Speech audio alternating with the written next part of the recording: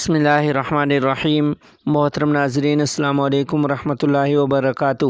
نہایت رنج و غم کے ساتھ آپ کو یہ اطلاع دی جا رہی ہے کہ افغانستان تبلیغی جماعت کے امیر خان زمان صاحب رحمہ اللہ آج اس دار فانی سے دار بقا کی طرف انتقال کر گئے ہیں۔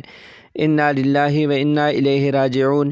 ان للہ ما اخذ ولہ ما اعطى وکل شیء عندہ باجل مسمی۔ حضرت رحمۃ اللہ علیہ کی نماز جنازہ تبلیغی مرکز جلال آباد میں 5 بجے ادا کر دی گئی ہے۔ ہماری دعا ہے کہ اللہ کریم حضرت والا کی کامل مغفرت فرمائے اور لواحقین کو صبر جمیل عطا فرمائے۔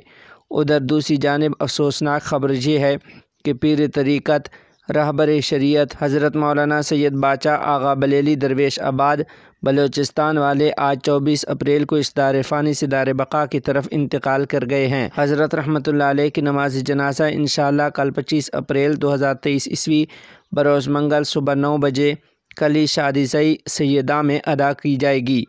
ہماری دعا ہے کہ اللہ کریم حضرت رحمۃ اللہ علیہ کی تمام دینی، علمی اور روحانی خدمات کو اپنی بارگاہ میں قبول فرمائے اور اللہ کریم ان کی قبر کی منزلوں کو آسان فرما کے انہیں کروٹ کروٹ جنت الفردوس میں اعلیٰ مقام نصیب کرے۔ آمین ثم آمین۔